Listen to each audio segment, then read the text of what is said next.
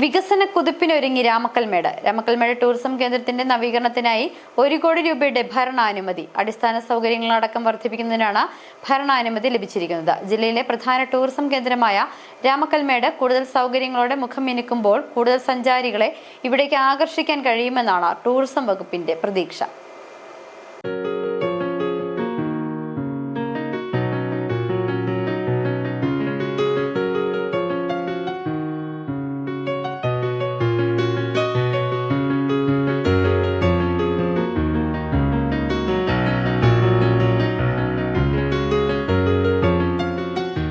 മലമുഴക്കി വേഴാമ്പലിന്റെ ചിറകിനടിയിൽ നിന്ന് തമിഴ്നാടിന്റെ മനോഹര കാഴ്ചകൾ.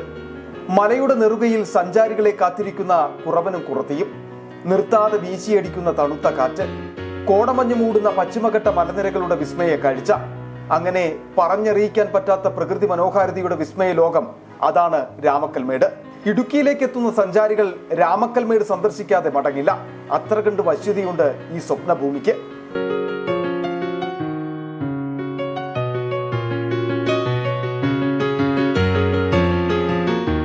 മലയോരത്തിന്റെ തിലകക്കുറിയായ രാമക്കൽമേട് കൂടുതൽ അടിസ്ഥാന സൗകര്യങ്ങളോടുകൂടി കൂടുതൽ സുന്ദരിയാകാൻ തയ്യാറെടുക്കുകയാണ്.